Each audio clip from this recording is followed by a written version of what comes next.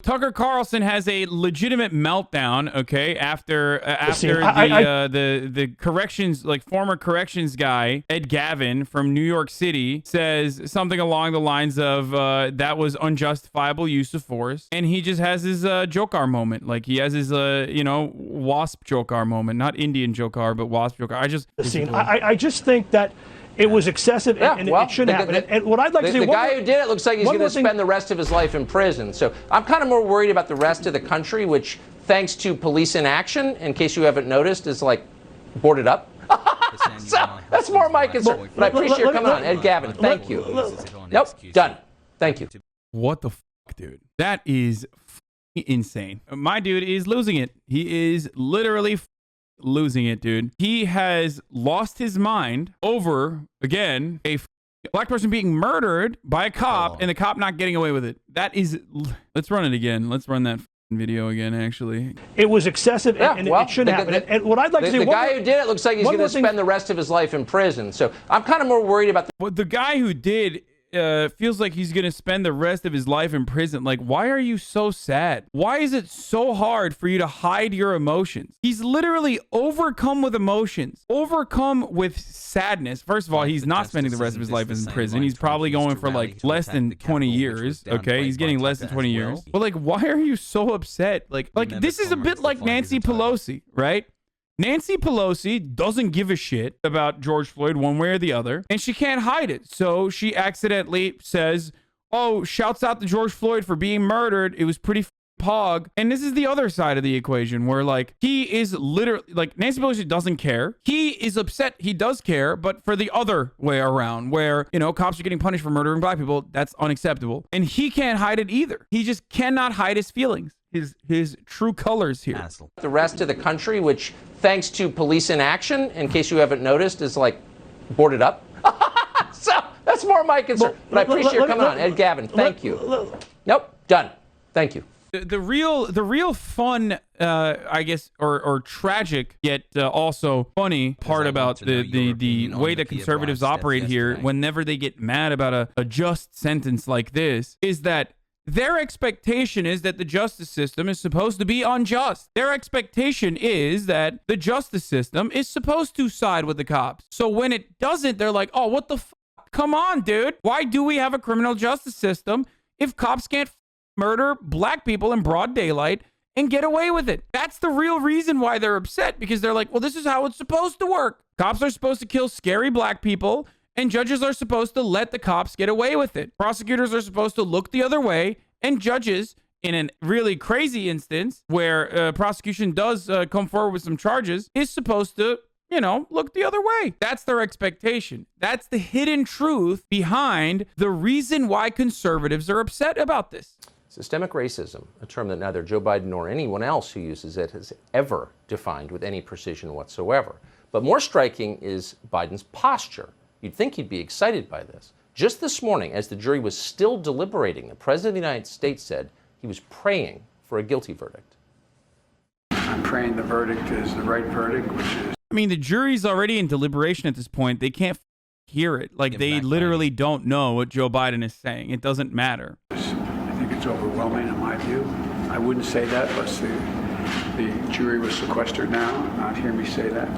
Well, that's really great. That's great. Joe Biden, in all of his endless senility, is still aware that the jury is already sequestered. So what he's saying is actually not even impactful remotely. Unless Tucker Carlson believes that, why do they not clip chimp themselves? I really don't understand when the fucking idiotic producers over at Fox News, like, why did they play the full clip? Like, they should LSF clip chimp it. I don't know why they literally play the entire clip. When was the last time a sitting president weighed in on a jury decision before it was made? Can you imagine? His audience is so fucking stupid. His audience is dumber than senile Joe Biden. Tucker Carlson is in full cry tonight about Biden's comments today, asking when was the last time a sitting president waited on a jury decision before it was made? Never really. Yeah, I find that hilarious that, like, not only did Donald Trump weigh in on it, but he literally was just like, we are going to change. Like, I'm going to pardon him. I'm going to pardon everyone. I don't give a fuck what you're doing. Pardons are coming. Yeah, he was just conveying what many people were feeling. He wasn't weighing in as the single most powerful man in the world on a jury verdict that hadn't been reached yet. He didn't say what you saw him say. If that sounds like a familiar defense, it's exactly what Maxine Waters and her defenders throughout Washington are using today after Waters threatened the jury with violence if it didn't find a guilty verdict.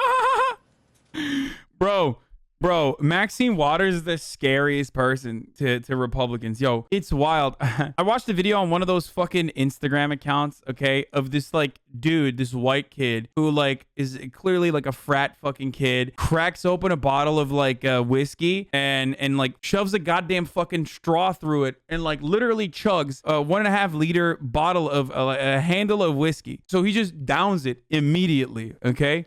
And someone in the fucking comments wrote, "These people not afraid of anything but minorities."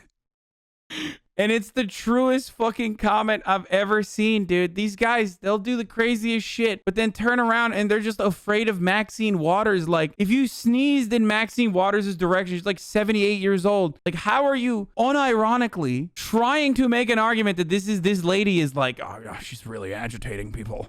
Is she 82? I don't even know.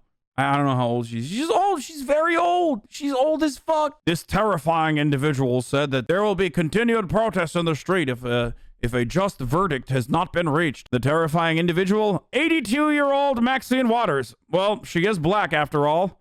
Look at how black she is. That immediately should give you concern. We've got to not only stay in the street, but we've got to fight for justice. But I am very hopeful, and I hope that we're going to get a verdict that will say guilty, guilty, guilty. I don't know whether it's in the first degree, but as far as I'm concerned, it's first degree murder.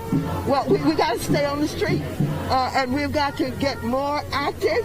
We've got to get more confrontational. We've got to make sure that they know that we mean business. So there's a reason police were all over the streets in cities across the country last night, and it's the threat of violence. And Maxine Waters threatened violence before the jury had even begun to consider the facts of the case. That's so far. Conservatives like, I'm so macho, I'm a manly man, and then turn around and be like, I am pissing, shitting, and farting that this 80-year-old woman said that, of course, there is going to be continued protests if justice is not reached and our struggle continues and our work continues. You know what I mean? Like, how are you like the macho man Randy Savage while you're like literally terrified of a tiny little 80-year-old lady? Tucker Carlson literally will be like, immigrants are vermin, or they're dirty and they're parasitic, and then turn around and be like, I can't believe the dog whistles that Maxine Waters is engaging in. It's like, dude, where are your dog whistles? Maybe Tucker Carlson doesn't know what a dog whistle is because he just only has the bullhorn, you know? I'm not sure whether the sentencing is cumulative, or whether it is they take the top sentence and then everything else falls under that. But because he doesn't have a criminal record, that means he maxes out at 12 and. How does Ben not know that? I mean, I didn't know that either. I'm pretty sure it's not cumulative, but 12.5 years for second-degree murder, 12.5 years for third-degree murder. Didn't you go to fucking law school? Like, literally, like, I'm a fucking idiot, but motherfucker went to Harvard Law and doesn't know. 4 years or so for the manslaughter charge. It was pretty obvious from how fast the jury came back that it was going to be guilty on all counts. As soon as they said the jury was coming back today, I immediately said to my producers and publicly that it was going to be guilty on all counts, because they were never going to acquit on all counts that quickly. If there had been an acquittal, it would have taken a while to get there. My own prediction was that if there had been any sort of real evidentiary consideration, which I frankly do not think that there probably was in this case, it was a 3-week trial. There were 10 hours of consideration. That is wildly disproportionate in a case that has this many conflicting fact patterns, that if they came back this fast, it would be a guilty verdict. What does he mean when he says this many conflicting fact patterns? Oh my God, that's Native American Elizabeth Warren in the back. What were the conflicting fact patterns, dude? There was overwhelming amount of evidence on the fucking side of the prosecutors that they laid out, and like wishy-washy deflections at best from the side of the defense. I mean, there's another meme going around on the internet right now in like Black Twitter and shit that like I had never even seen this. Even though I was watching the fucking trial, I didn't even catch this, where like his defense attorneys, Derek Chauvin's defense attorneys, literally say something about aliens. Like, what is that? Like, what is the longer fucking take there? I don't know, but like they tried everything, dude. They were just like, what are the conflicting fact patterns that like, well, carbon monoxide poisoning is actually a very real concern. Many people die of carbon monoxide poisoning in broad daylight, in broad daylight. Like it's just. I thought any jury that looked at this would probably have gone hung jury on the 2 murder charges, and then maybe convicted on the manslaughter charge. if you were going to get very aggressive, pretty clearly that it was going to be conviction on all charges coming out. We'll have to see whether people who had, spent their nights planning for rioting and looting now actually go home, or whether they go ahead and hit the local target in celebration, presumably, of the verdict. But I think one thing is, shouldn't that also show you something that, like, if these people are such uncontrollable animals, that's what Ben Shapiro is trying to say, that love rioting and looting. Nice trope about black people, by the way. Yeah, black people love rioting and looting, dude. Yeah, you fucking got them, dude. So what's up? Why didn't they riot and loot then when the actual verdict came out? So maybe there is a specific reason why people react the way they do to injustice in the criminal justice system and feel like they are pushed into a fucking corner where there's no other way out, and this is the only way that they can have their voices be heard or have a semblance of justice. Maybe that's the real reason. That's so shitty. That's so whack. Pretty clear for anybody who watched this case closely. I don't know how closely you watched it, Drew or Jeremy. I know, Matt, you watched it really closely. For people who watched this case closely, there are elements here that it's very difficult to make the case, to me, that any rational jury would have, who just looked at the evidence, would have come to the conclusion that beyond a reasonable doubt, Chauvin was guilty of second or third degree murder. This just did not fulfill the elements. I mean, that's like kind of a self-report on his own personal biases, I think, more so than anything else. This is after. So what Ben is trying to do here is basically state that the reason why the jury came to that conclusion that they did is because of the black people that they were afraid of. The third-degree murder charge particularly is absurd on its face. The third-degree murder charge never should have been allowed in the courtroom. The third-degree murder charge is a charge for what is generally called depraved heart murder. Depraved heart murder is you throw a brick onto a freeway. You don't have anybody you're explicitly attempting to kill, but you end up killing somebody on the freeway. You shoot a gun into a crowd. That's depraved heart murder. And that was what the third-degree murder charge was. You have to have intent to kill others, right? And then you end up killing one person. It was counted anyway. It shouldn't have been on the docket. The second-degree murder charge required felony assault that results in the murder. So usually that is where you're robbing a store, you got a gun, the gun accidentally goes off and kills somebody, right? Or the guy dies for some other reason while you're in the process of committing. Or or hey, you're choking someone, or you're literally fucking stabbing someone's neck with your knee for 9 minutes as they choke to death on the concrete. That sort of murder, like that sort of felony assault, which, by the way, the jury also decided was felony assault. Some sort of felony. So you had to show that he intended to commit a felony against George Floyd. It's very difficult to say that he intended to commit a felony against George Floyd because Minneapolis Police Department procedure allows you to do exactly what Chauvin was doing under these circumstances. The manslaughter one was a little bit easier to make because the charges in the manslaughter case, you just have to have reckless disregard. So the prosecution can make the case that even if he didn't mean to do anything bad, it was reckless for him not to get off of Floyd once Floyd was already unconscious and once Floyd was dying, he should have gotten off of him, and it was reckless not to get off of him. But the fact that they can come on, at least say that's the most reasonable one or something. There's no way. Convicted on all three counts says to me that they weren't really looking at the evidence because, again, all three of those charges also rely on a simple question of causation, right? Did George Floyd actually die because Derek Chauvin was on top of him with his knee? What the defense showed repeatedly is that he did not have his knee on his neck, right? There was no physical trauma to his trachea. There was no evidence that there had been physical trauma. Wait, what? So I don't understand. Did he just watch only the defense in the trial and literally not even look at the video, not even look at the expert testimony that not only showed the video, but also recreated it? I mean, I remember talking about Dr. Tobin literally being like, when you pull up someone's left hand in the position that Derek Chauvin did, when they are handcuffed behind their back, you shut off, and giving percentages, you shut off this percentage of oxygen from the left lung. Literally, their own medical experts were just fucking admitting it, dude. It's insane. Yeah, maybe he just watched Steven Crowder's mock video and thought that's the actual one, right? That's the real video. There are a couple different types of asphyxia. There's physical asphyxia where you actually strangle somebody. There's you deprive somebody of oxygen to the brain by cutting off their blood supply via their arterial blood flow. And then there is a chemical asphyxia, which is drug overdose. And the fact is that George Floyd had 3 times the deadly level of fentanyl in his system. He was high as a kite. He had 75% arterial blockage. The medical examiner originally said if I'd found him dead in his room, I would have immediately assumed that it was a drug overdose. Right? And the only reason that this became a national issue is because of the tape, which on its face, when everybody first saw it, looks really ugly. Because it turns out that a lot of policing looks really ugly. And then when you get all of the lead up, at the very least, you don't have to say that you love what Chauvin did. You don't have to. That wasn't even true. So what's up? So we're just fucking lying? Or like, that's what we're doing? I mean, I guess, like, if you're Ben Shapiro, you just lie. To say that Chauvin acted appropriately, you don't have to say any of that stuff. What you do have to say is to not even believe that there's reasonable doubt on the murder charges. On the murder charges, where you would have to have intent, that suggests to me that this was far less about the actual facts of the case and far more about all of the hubbub surrounding the case. Wait, no. The specific type of murder charge that Derek Chauvin was convicted guilty of does not mean that there needs to be intent. It means that there needs to be intent to engage in a violent felony assault. They proved, in my opinion, beyond a reasonable doubt, that Derek Chauvin engaged in violent felony assault when he fucking put his goddamn knee on George Floyd's neck. Like, how much more? There is no amount of evidence that will, when I see a case like this, and when I see the reactions from the likes of Ben Shapiro, I'm sorry, there is no pleasing these people. It's just like, there is nothing. There is not a single instance that, like, there's nothing that will please them outside of just, you know, the criminal justice system doing what it's supposed to do, which is, you know, let cops get away. Gutless. Greg Gutfeld bows to the mob. What? Greg Gutfeld. I was trying to avoid talking about this. Right. Here is the clip from Greg Gutfeld in its entire context, and it doesn't get better. That was what was creating. Everything that he just said, we all agree with. He's talking about, well, listen, I'm just being honest, the threat of the mob. Speaking truth. The reason people are outraged is because the truth then leads to his conclusion, which is cowardice. Yeah. That's the issue.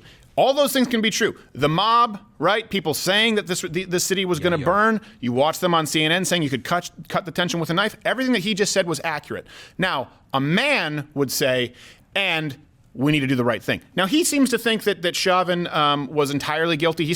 Wait, what do you mean? We need to do what's Steven Crowder's take here? What's doing the right thing? He doesn't know anyone who doesn't think that Chauvin deserved that verdict. Yeah. Again, this is an issue of being in New York City, being out of touch. Keep in mind that a lot of these people at Fox News, a lot of these even conservative pundits at the other networks, they choose to live in New York City, and they are somewhat out of touch.